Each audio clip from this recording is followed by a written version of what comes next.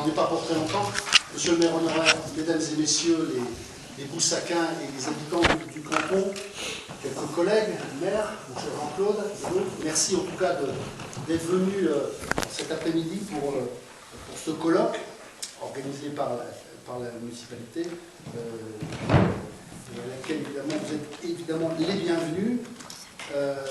Je simplement vous dire que ce matin nous étions donc en fin de matinée donc, au monument aux morts, pas au monument aux morts, au square Pierre-Leroux, où nous avons inauguré, je veux dire, la stèle de Pierre-Leroux, un moment extrêmement important.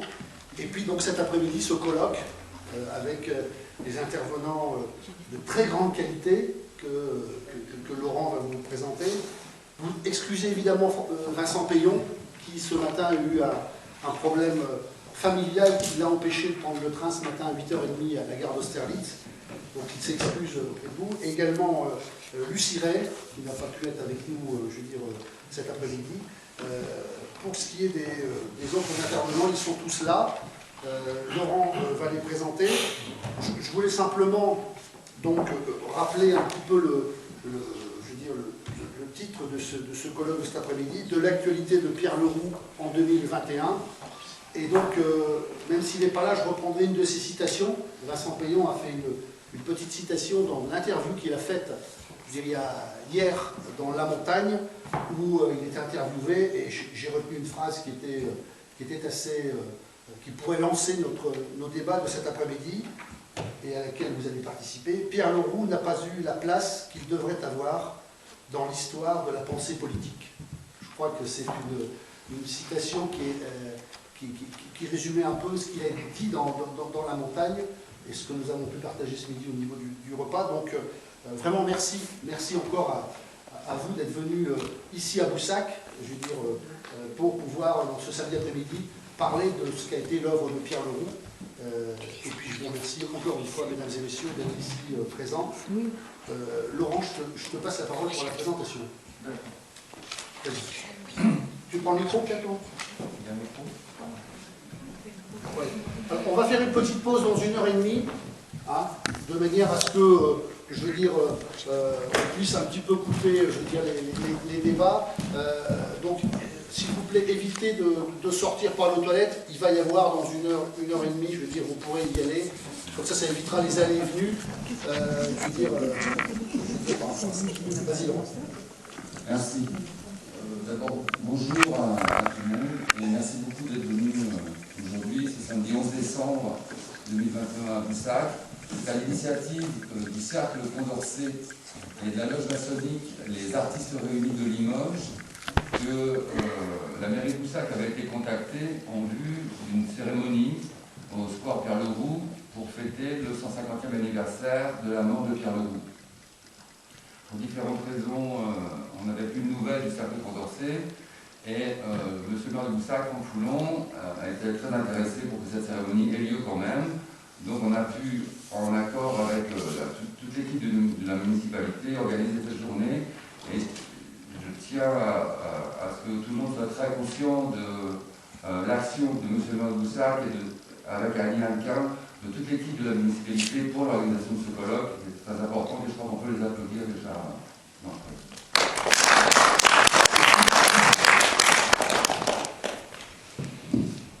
Évidemment, le petit accident du jour, c'est la non-présence de M. Vincent Payon et de Mme Lucie Ray. J'en dirai quelques mots dans les présentations tout à l'heure.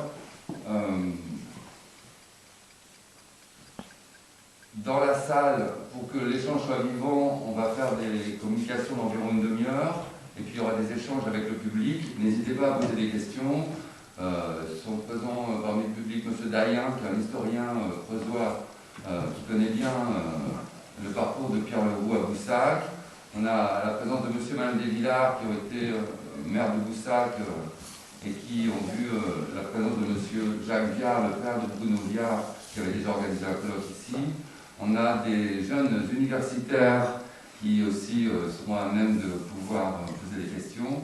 Et pour que, entre les interventions universitaires et un savoir populaire ou des savoirs militants, eh bien, on puisse brasser très simplement les savoirs, les questions, les réponses.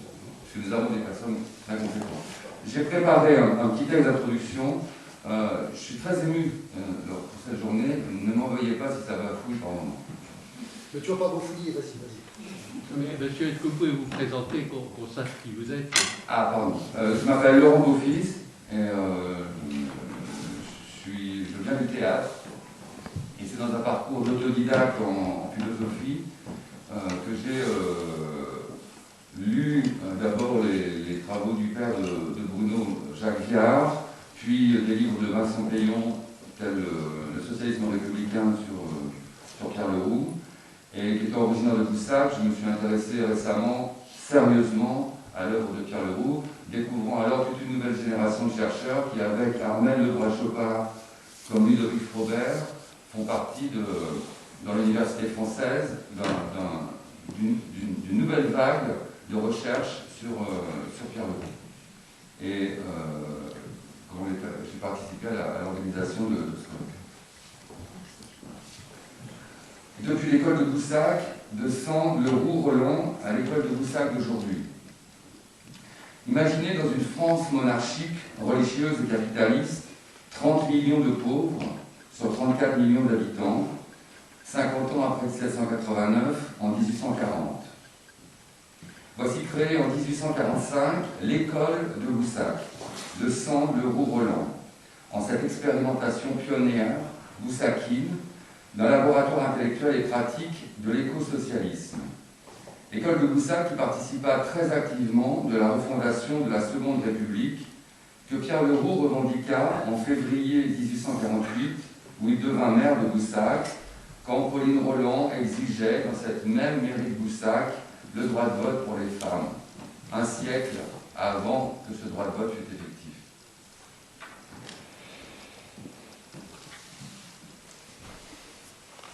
Depuis ses écrits avec la ferme éco-socialiste au Bois de Prose, avec l'école laïque mixte de Pauline Roland, l'ancienne école primaire baptisée toujours Pauline Roland, et l'imprimerie, qui était dans le même bâtiment que l'école primaire, la revue sociale fut diffusée dans toute l'Europe. Pierre Leroux fut autant connu et reconnu alors qu'oublié et pillé, et trop souvent trahi par la suite. Pourtant, nous sommes tous des Leroussiens, et nombreux sont les acquis sociaux que nous devons aux Leroussiens de Boussac dans l'histoire du progrès des droits humains. Droit de grève, droit de vote des femmes et des paysans, objection de conscience, diminution des heures de la journée de travail, droit des enfants, congés payés, écologie, permaculture, anticolonialisme, etc. Donc au-delà de l'oubli des trahisons, les études sur Pierre Leroux, les études leroussiennes, depuis 175 ans, ont pourtant été profondément actualisées et nous avons l'immense chance, joie et bonheur d'accueillir aujourd'hui à Boussac l'élite de l'université française, les spécialistes de l'œuvre de Pierre Leroux. Interviendront donc aujourd'hui M. Bruno Viard, éminent spécialiste de Pierre Leroux, dont le père Jacques Viard fut dans les années 70-80 et jusque dans les années 2010 peut-être l'activiste numéro 1, l'intellectuel, qui permit de relancer les études sur Pierre Leroux.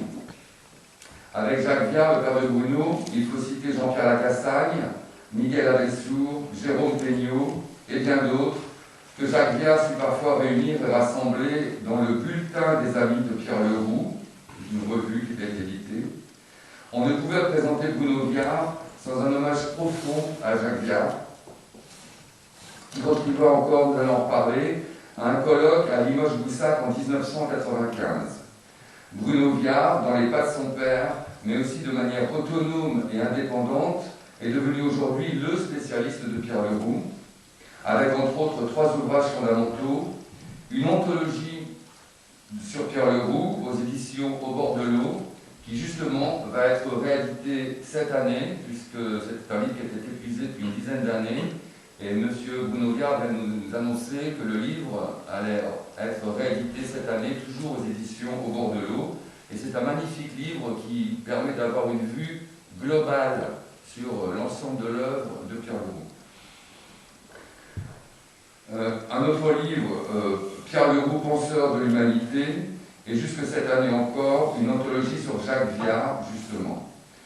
On vous conseille encore une interview de Bruno Viard avec l'UFAL, l'Union des familles laïques, pour aborder directement et de manière synthétique l'actualité de Pierre Leroux, dont M. Bruno Viard aujourd'hui nous précisera en quoi Pierre Leroux est un penseur pour le XXIe siècle.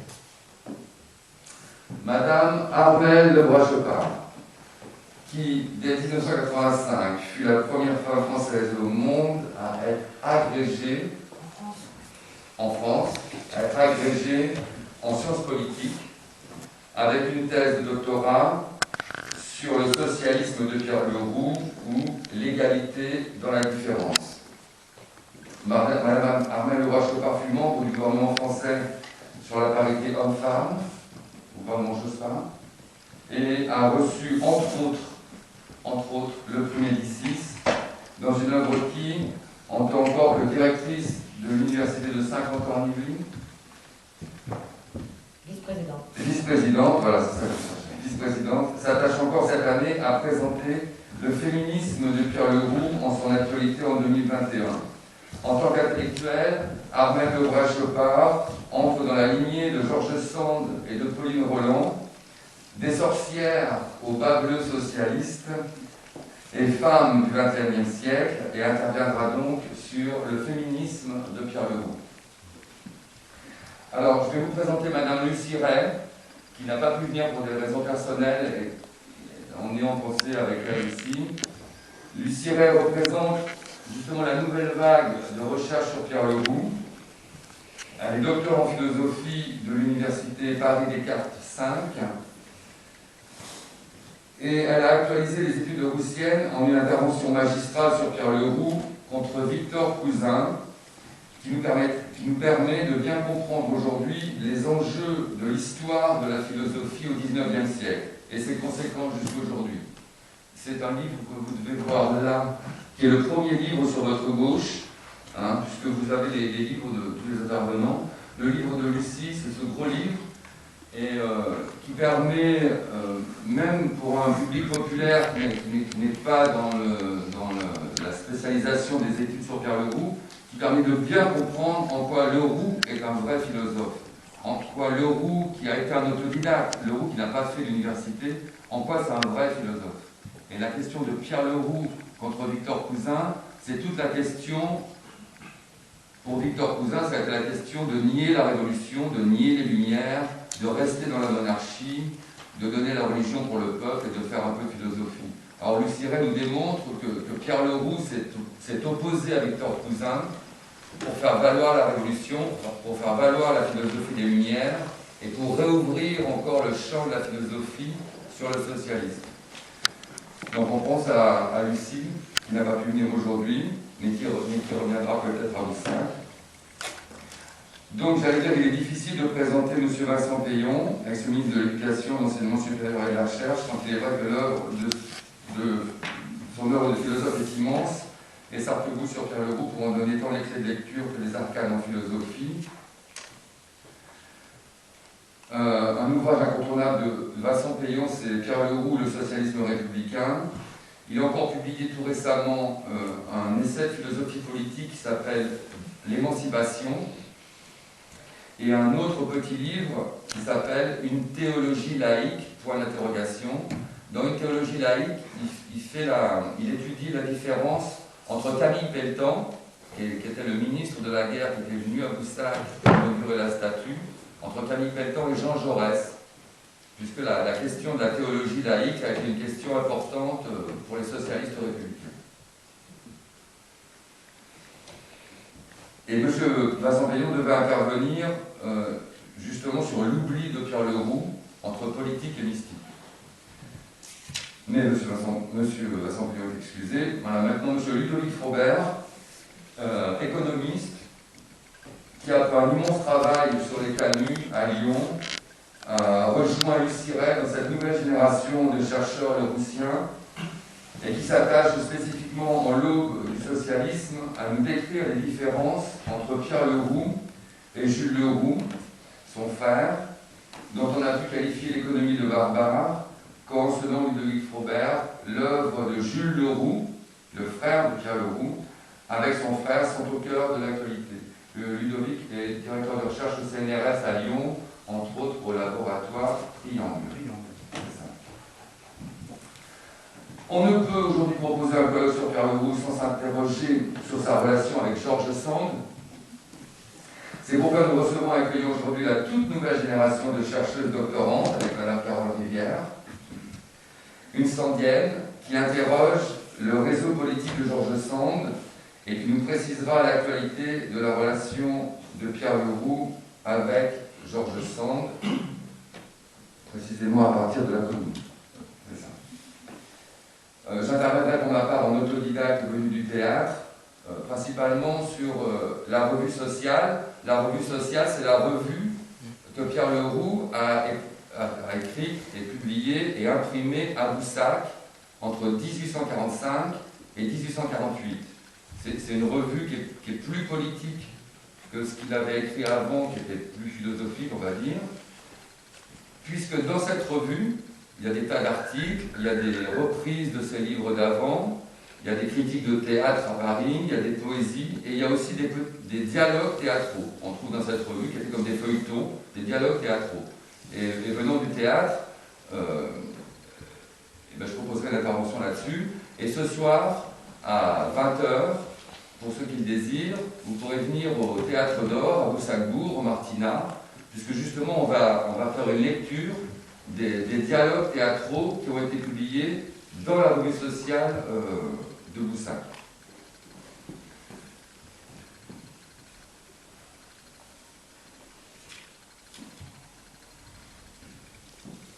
Donc imaginez Boussac en 1903.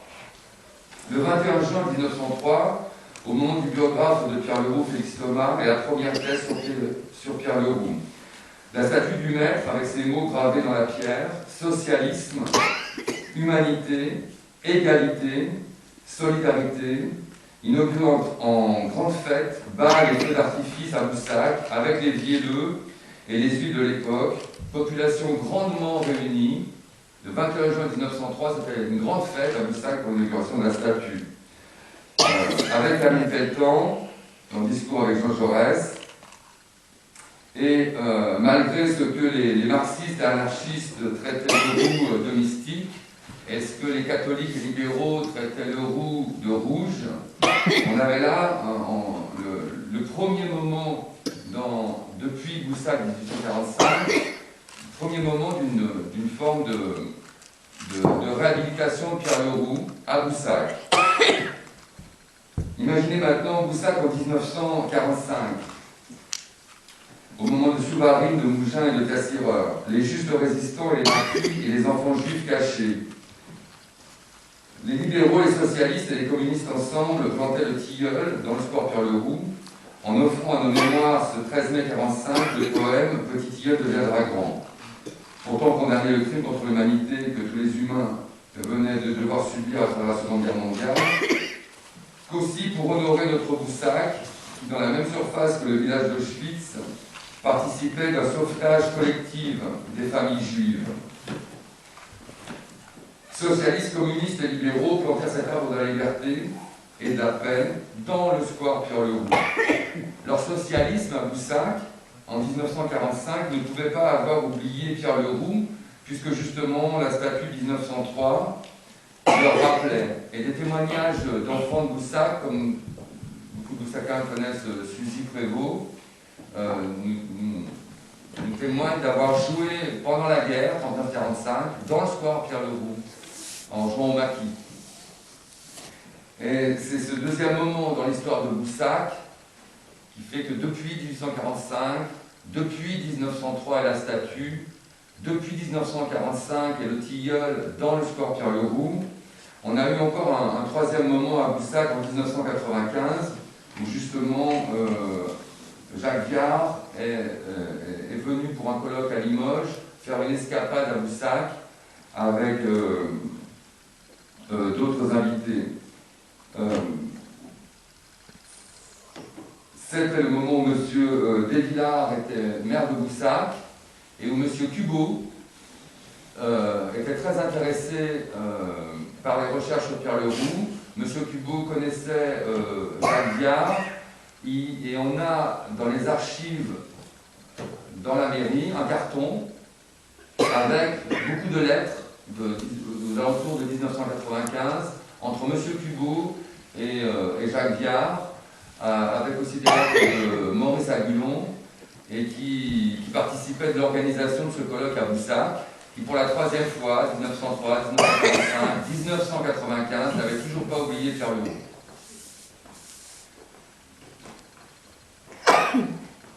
Et donc conscientiser maintenant Boussac en 2021, en cette réception historique de l'œuvre de Pierre Leroux. Serge Audier, un philosophe actuel, nomme et cite Pierre Leroux dans la Cité écologique pour nous rappeler combien la gauche socialiste fut dès le départ écologiste. Et il cite un texte qui s'appelle La Terre. Et ce texte, La Terre, a été édité dans la revue sociale à Boussac. On le lira ce soir, on en lira des extraits ce soir au théâtre. Et il nous rappelle combien, aujourd'hui semble séparer socialisme et écologie, combien non, au contraire, dans l'œuvre de Pierre Leroux, dès la revue sociale à Boussac, on a des textes qui unissent profondément le socialisme et l'écologie, qui ne sont qu'une seule et même question, et une seule et même doctrine nommée socialiste pour Pierre Leroux.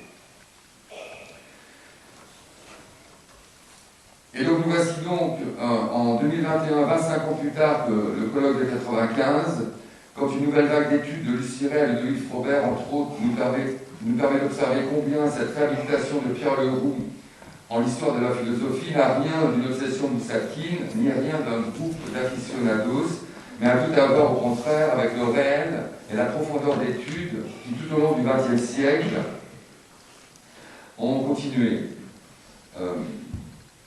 L'œuvre de Leroux est actuelle, contemporaine et utile.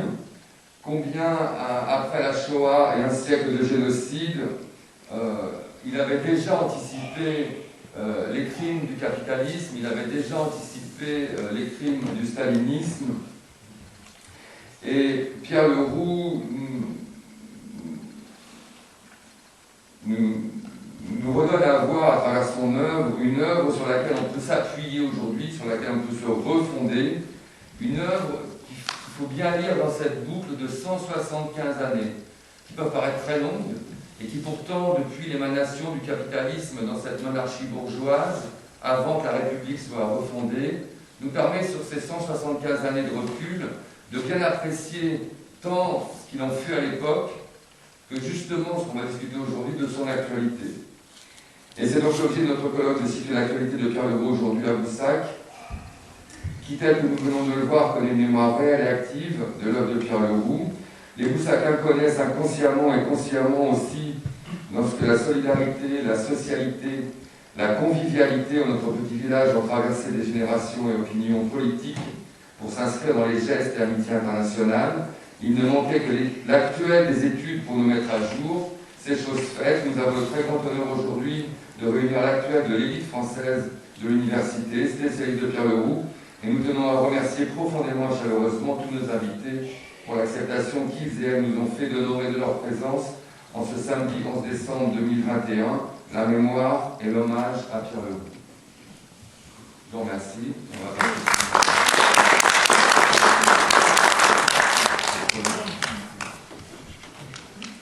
Monsieur Bruno Viard. Merci Laurent pour cette aimable et capitale présentation.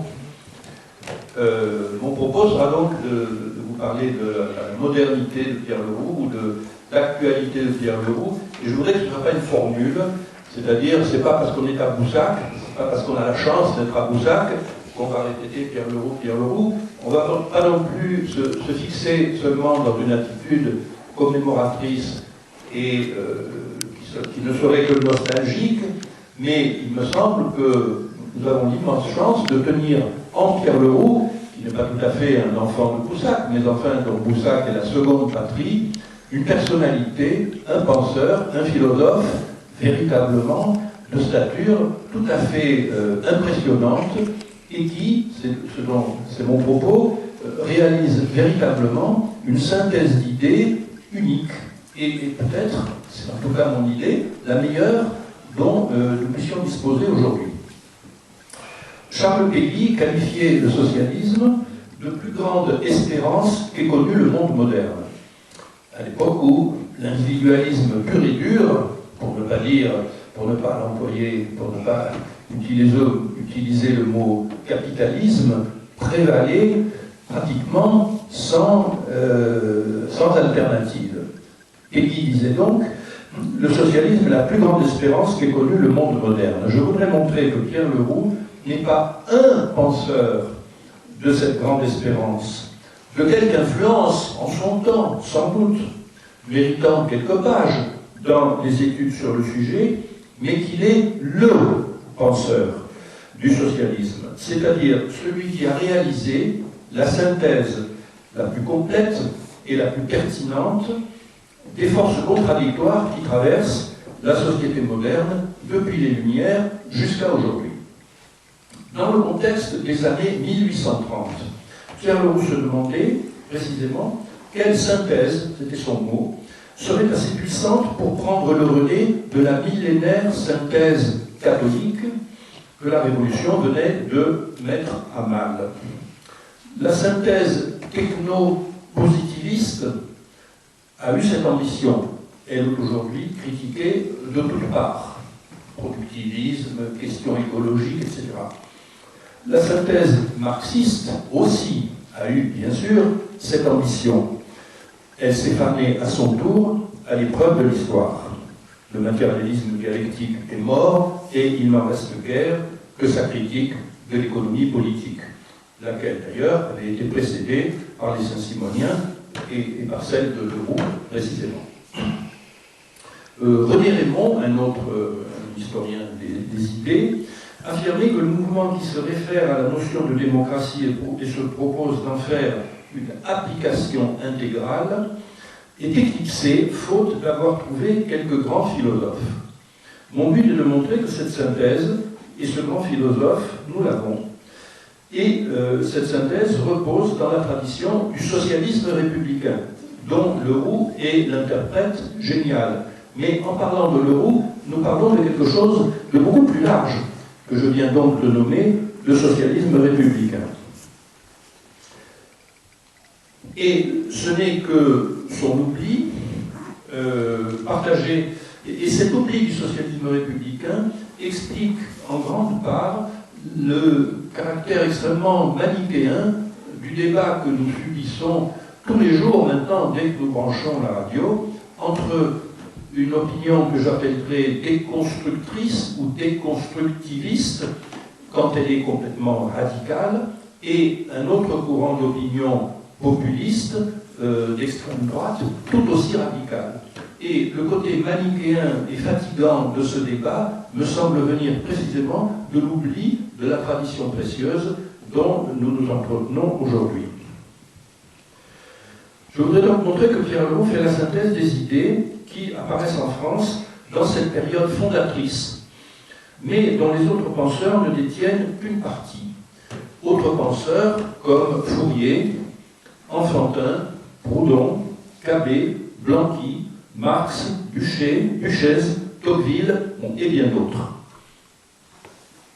En cela, Leroux est le précurseur des idées partagées aujourd'hui par tous les esprits éclairés.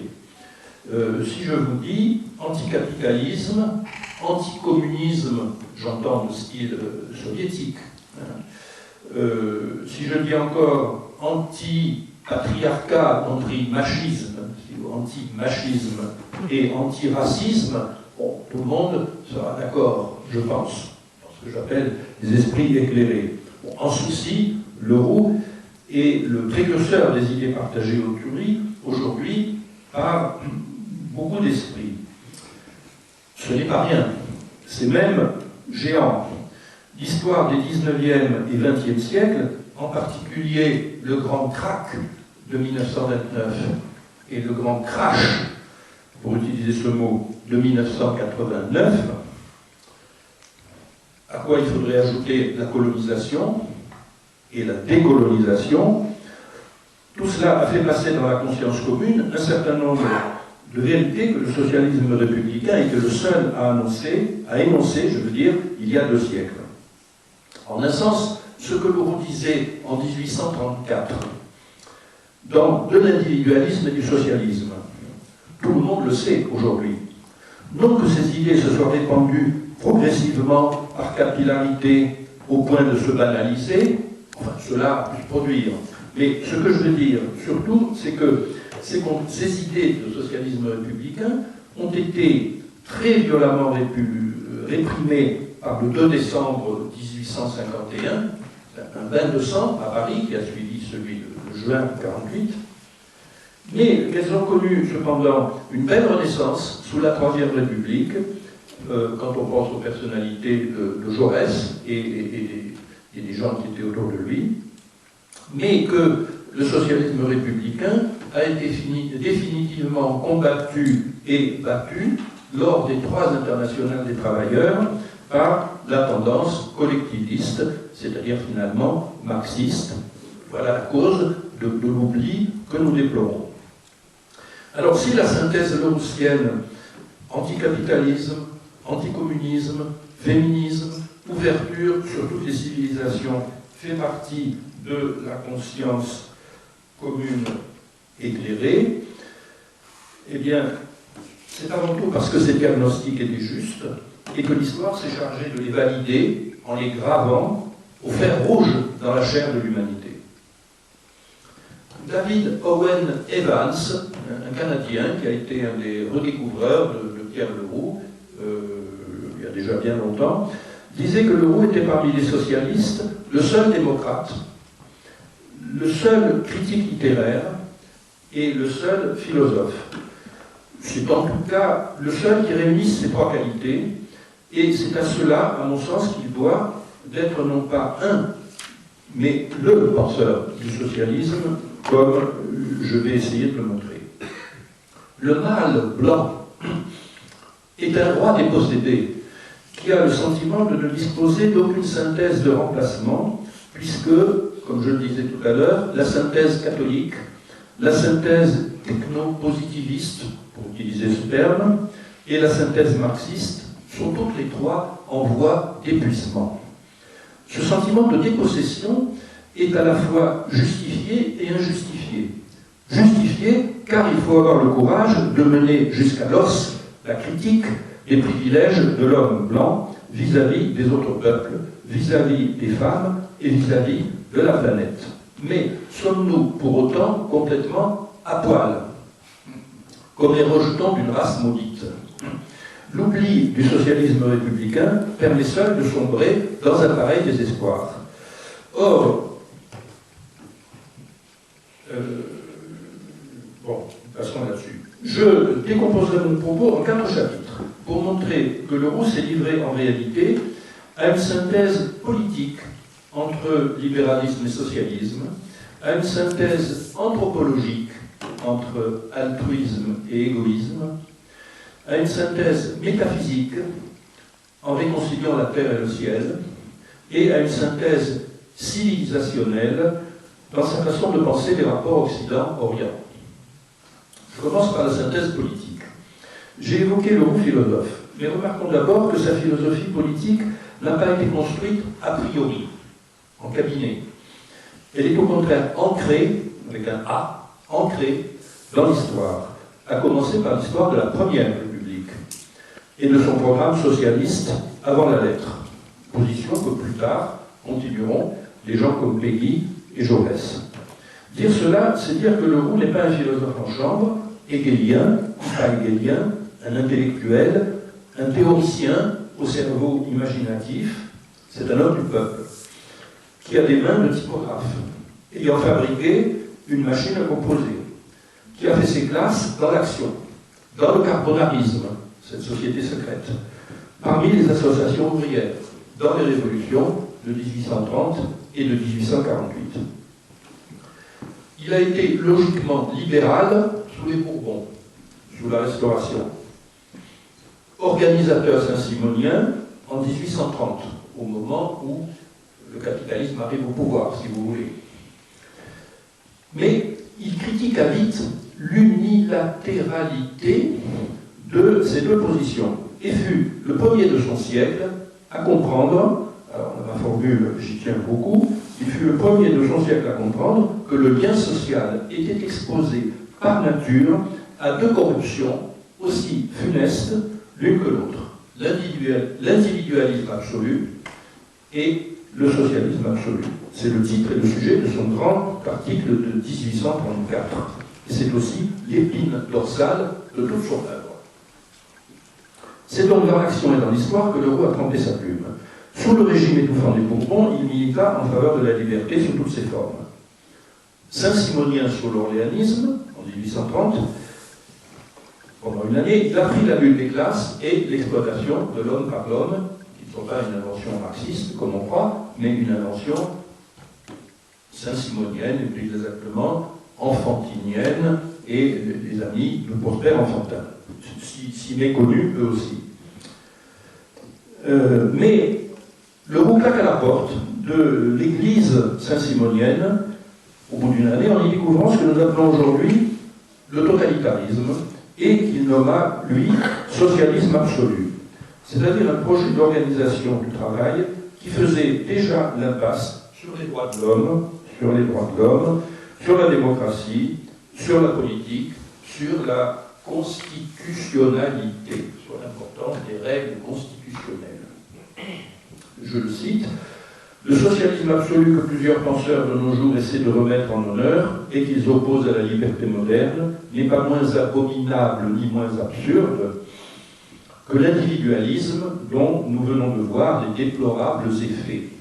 La société n'a pas directement pour but de gouverner l'individu, et tous les socialistes, théocrates ou autres qui ont imaginé de changer la vie sociale en un mécanisme où l'individu serait fatalement gouverné et conduit, ont erré de la façon la plus capitale. Ah, si l'international des travailleurs avait voulu entendre une telle voix, le genre humain eût suivi un autre cours. L'État n'est pas légitime à tout réglementer. C'est l'erreur des communistes de l'ignorer. Mais la société a besoin de l'État pour promouvoir ou protéger un certain nombre de réformes. C'est l'erreur de l'anarchie de le méconnaître. Parce que le courant anarchiste est très puissant aussi. Leroux a exprimé cela à la tribune de l'Assemblée le 31 août 1848.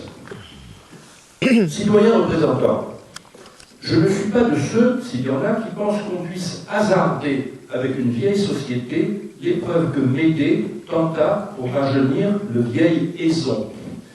Médée avait dit qu'elle allait s'occuper du vieux pour le rajeunir, elle l'a démembré, elle a fait cuire ses membres dans un chaudron, dans une potion de sa façon, et devinez ce qui s'est passé, le vieux n'en est jamais ressorti. Donc, voilà un exemple à ne pas suivre en matière politique et sociale.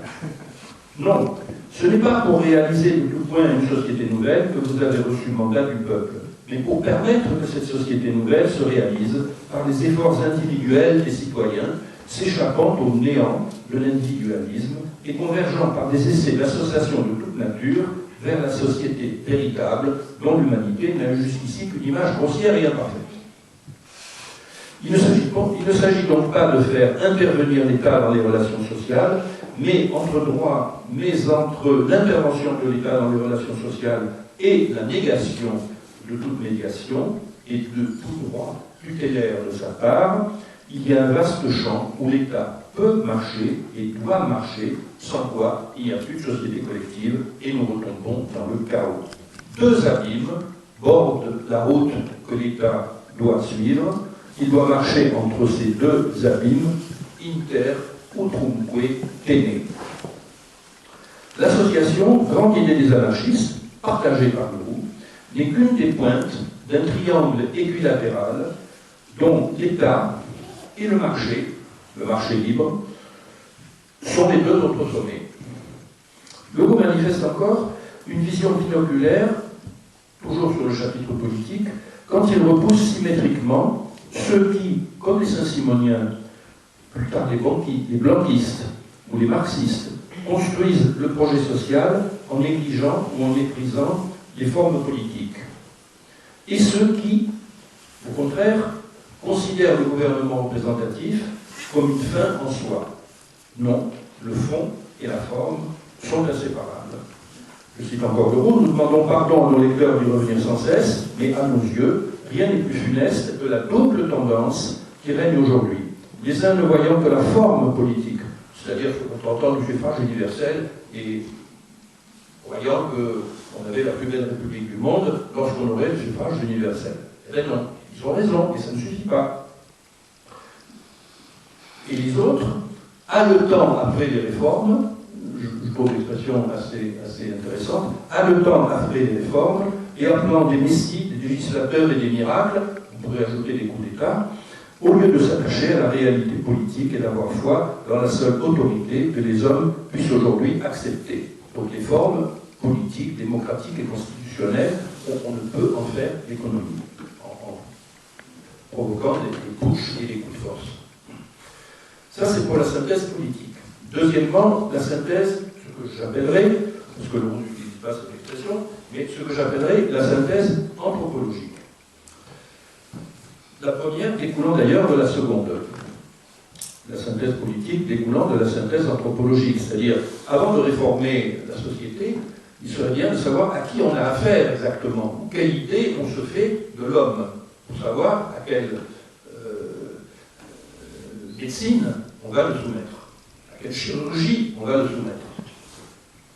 Saint Augustin répétait depuis 15 siècles qu'étant absolument corrompu, l'homme avait à réprimer tout amour de lui-même, Dieu seul étant digne d'amour.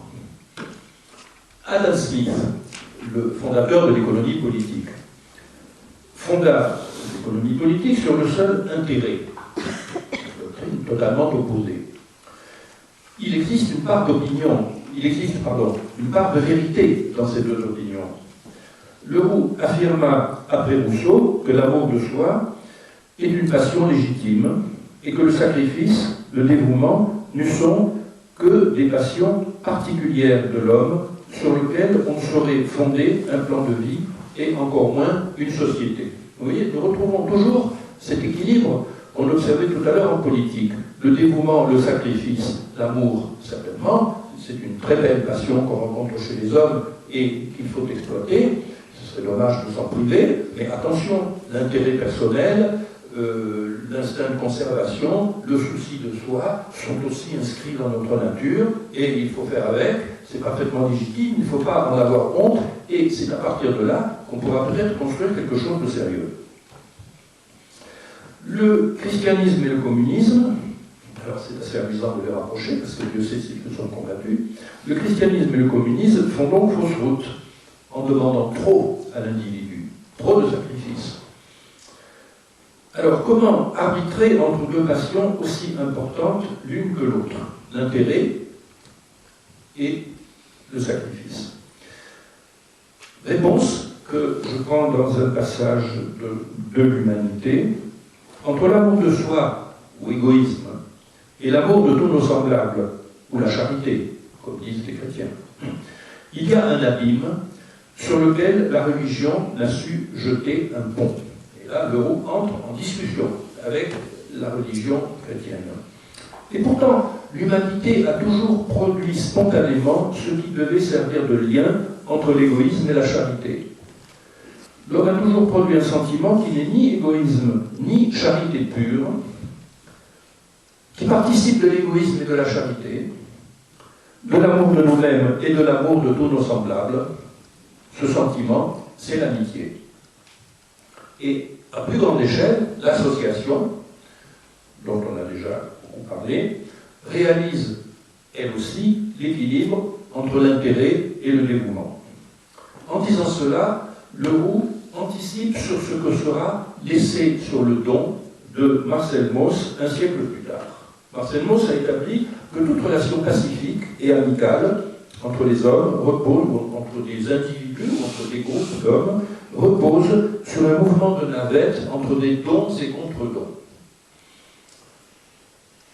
Le don n'est pas égoïste puisqu'on donne. Mais il n'est pas totalement désintéressé non plus, puisqu'on reçoit, don contre don.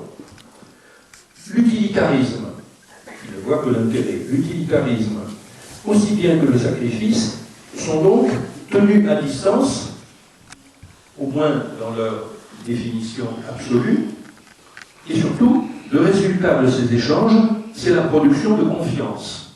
Quand on échange les cadeaux, les prestations, les services, les paroles, les sourires, tout ce que vous voudrez, il y a un climat de confiance qui s'institue, de reconnaissance mutuelle et finalement d'amitié, base de toute relation pacifique. Et Marcel Mauss, justement, conclut son essai anthropologique sur cette conclusion qui semble absolument être une paraphrase de Leroux, même si je pense que Mauss ne connaissait pas Leroux, mais c'est encore mieux comme ça. Lui, c'est à partir d'observations ethnographiques extrêmement nombreuses qu'il a établi sa description du don contre don. Et il me semble qu'il a retrouvé par ce moyen-là ce que Leroux affirmait déjà un petit siècle avant. Voici donc les paroles de la conclusion de Mauss. L'excès de générosité et le communisme seraient aussi nuisibles que l'égoïsme de nos contemporains et l'individualisme de nos lois. Cette morale est éternelle, elle est commune aux sociétés les plus évoluées, à celles du proche futur et aux sociétés les moins évoluées que nous connaissions. Nous touchons le roc.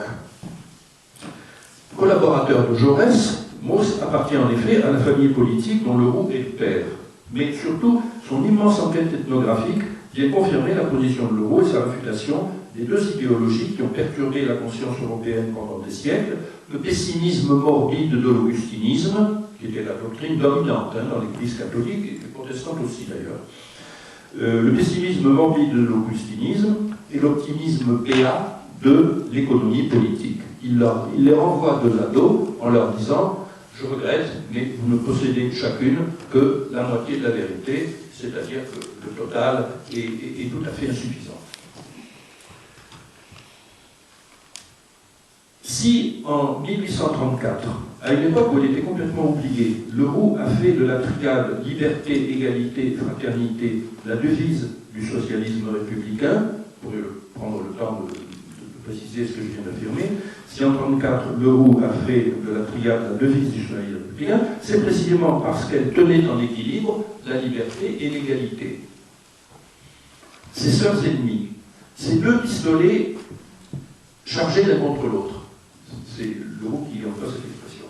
Il est facile de montrer que la triade constitue le résumé le plus économique qu'on puisse faire de l'essai de Mauss.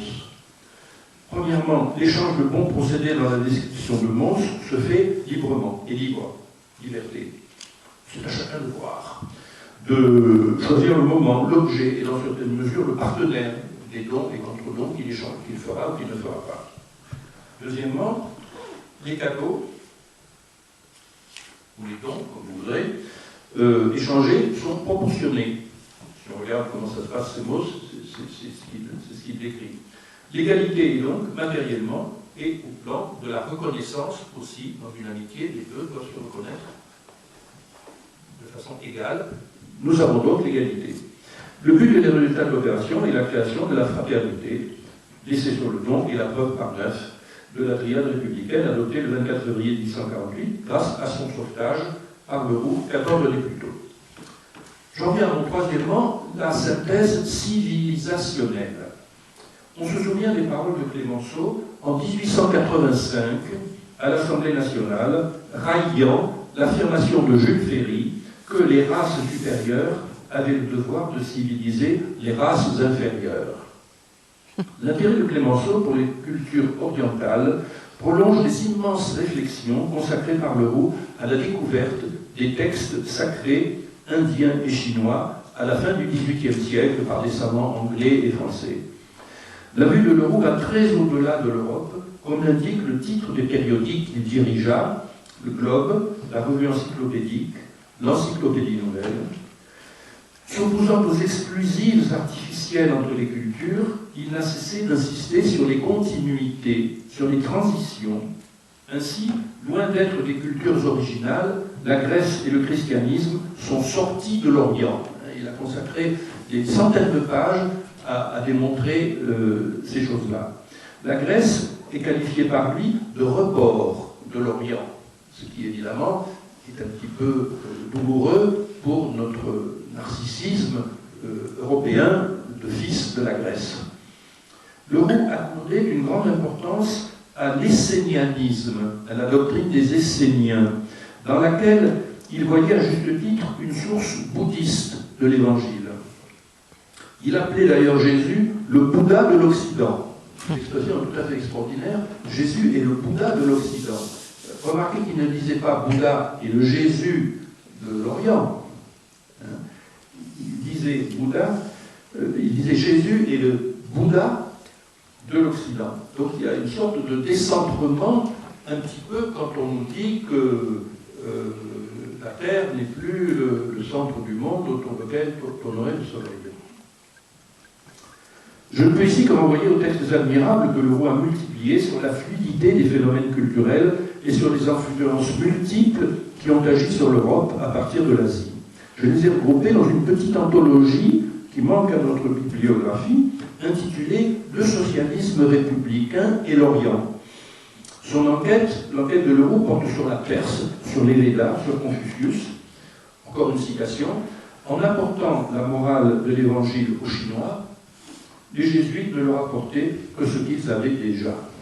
Et il vous montre ça, citation de Confucius et d'autres auteurs chinois à l'appui de citations de l'Évangile. Cela sans aucun ressentiment contre l'Évangile, qu'ils considèrent, vous allez voir dans le texte que je vais citer tout de suite, comme tout à fait remarquable pour autant. Donc il ne s'agit pas non plus de se mettre dans une position de construction pour ravager la culture européenne au profit de je ne sais quel personnage oriental. C'est pas du tout ça. Regardez. Le point de vue de l'esprit humain changea quand l'astronomie eut appris aux hommes que ce soleil qui regardait comme un astre unique n'était pas le seul de son espèce. Et que ces étoiles dont les premiers hommes, pendant tant de siècles, faisaient son cortège et les signes de sa demeure, étaient aussi des soleils. À mesure que les figures orientales se dévoileront, celle de Jésus, sans perdre de son doux éclat et de sa rayonnante majesté, deviendra plus humaine. Par la comparaison, nous saisirons mieux sa nature véritable, ses traits d'homme, la physionomie de son âme. Il sera encore un guide pour l'humanité, un jalon placé sur sa route, mais il ne sera plus ce qu'on a fait, un tyran. Alors évidemment, là, avec l'Église catholique, surtout comme elle était à l'époque, ça ne pouvait pas marcher. Quatrième et dernier point, la synthèse métaphysique. Alors, qu'est-ce qu'on entend par métaphysique? Le monde moderne n'a pas de métaphysique déplorée par pays. Et le Roux le disait déjà dans le vocabulaire suivant, la société a besoin de principes appartenant à l'ordre du religieux, c'est-à-dire, encore, c'est bien ce qu'il entend par religieux, principes appartenant à l'ordre du religieux, c'est-à-dire embrassant le passé, le présent et l'avenir de l'humanité, et l'avenir de l'humanité. Et aujourd'hui, on pourrait dire l'avenir de la vie terrestre tout court. Croyez-vous que l'homme soit arrivé de progrès en progrès, à une époque où il passera sur la terre comme l'animal, sans conscience et sans souci de sa destinée générale? Et regardez-vous comme le dernier terme des Lumières et de la raison comme le dernier terme des Lumières et de la raison de réduire 32 millions d'hommes à une existence purement phénoménale. Bon, mais quelle métaphysique, demandai-je? Eh bien, connaisseur de Lamarck et de Geoffroy Saint-Hilaire, ses prédécesseurs de Darwin, le Roux était transformiste et pourrait être dit bergsonien, avant Bergson. Bergsonien, c'est-à-dire décrivant la vie comme une progression, comme un fluide, comme une poussée vitale continue. Il écrit par exemple « Immédiatement à côté de la philosophie de l'histoire humaine se place la philosophie de l'histoire de la nature. Ainsi se lient et s'enchaînent sans discontinuité et sans rupture les sciences naturelles et les sciences morales.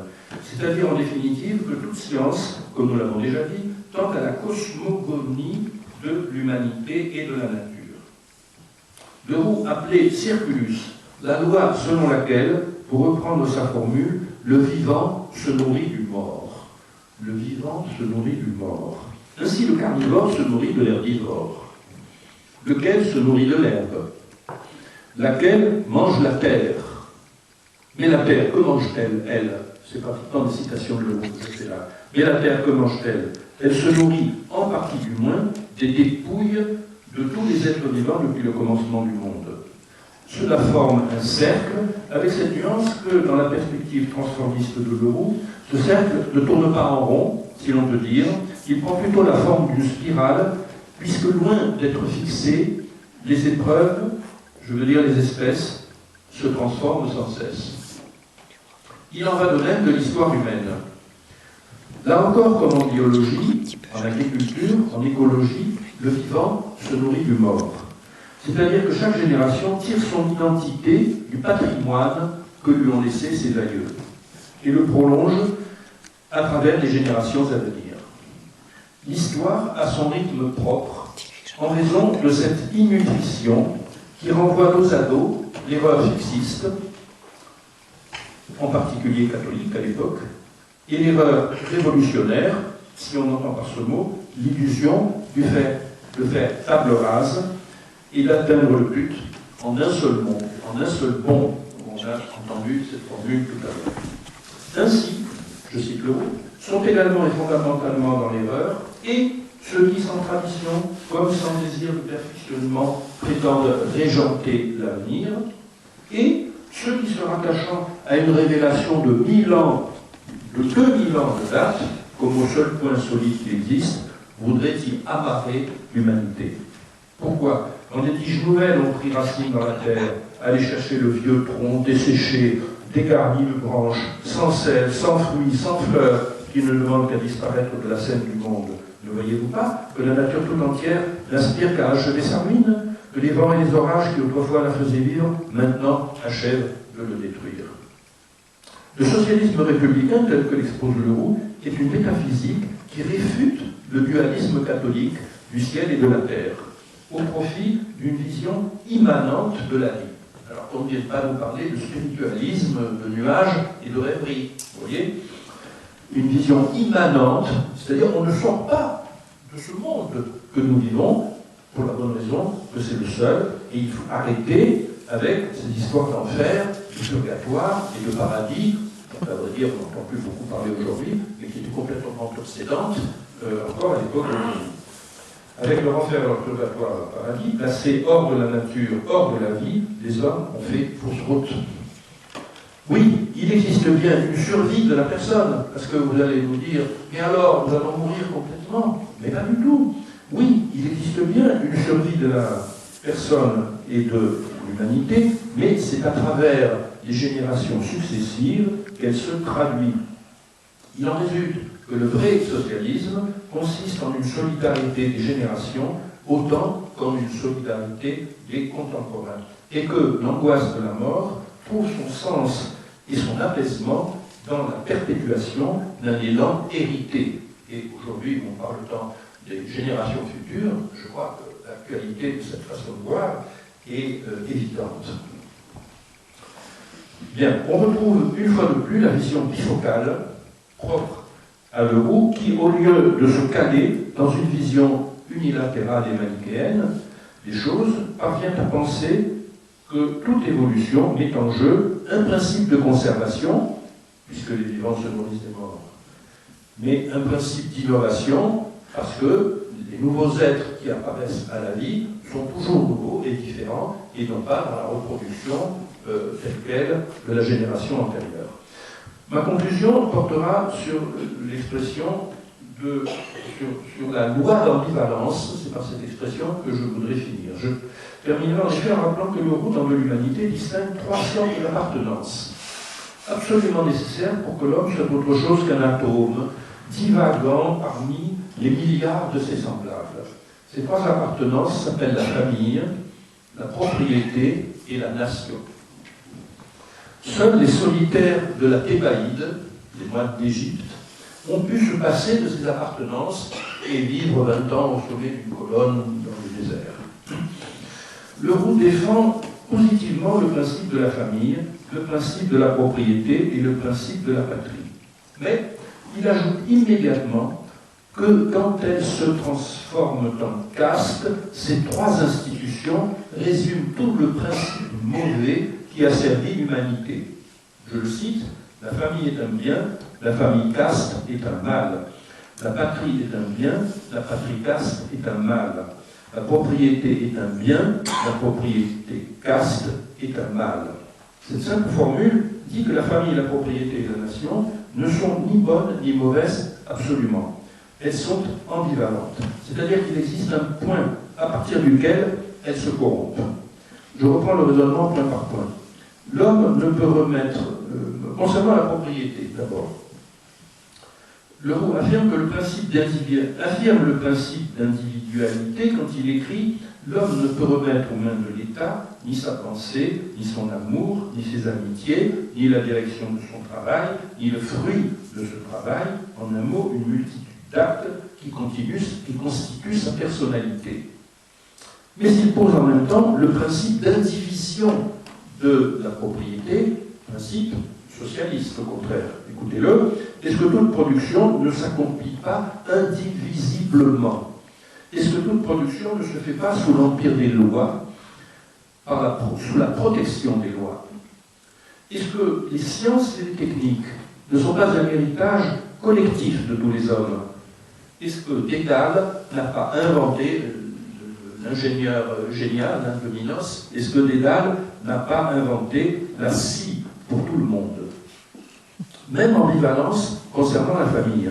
Tout en défendant la filiation et l'alliance, seul capable de fournir un nom et une identité à chacun d'entre nous, Leroux dénonce la famille caste et proclame Ève l'égale d'Adam. Ce sera le sujet d'Armel tout à l'heure. Il a consacré des pages éloquentes au despotisme qui s'exerce au sein des familles à l'encontre des enfants, aussi bien que des femmes. La même ambivalence, enfin, prévaut dans la patrie une réalité nourricière, légitime et indispensable à l'humanité, mais susceptible de se corrompre en caste de patrie. En faisant de la caste de patrie l'une des trois grandes formes d'oppression, Leroux pressentait bien le fléau du nationalisme, pour ne pas dire du fascisme. Mais il écrivait à l'époque où la nation, depuis la Révolution française, était devenue, en Europe, le grand principe de l'émancipation des peuples, courbés sous le joug austro-hongrois, sous le joug russe ou sous le joug ottoman. Je pense aux Grecs en particulier. Les revues que Leroux dirigea s'en sont fait l'écho.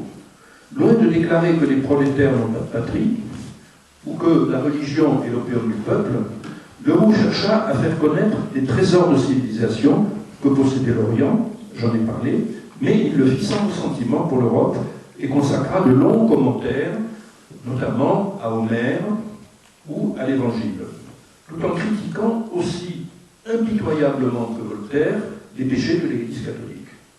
La lutte des classes n'est donc pas tout.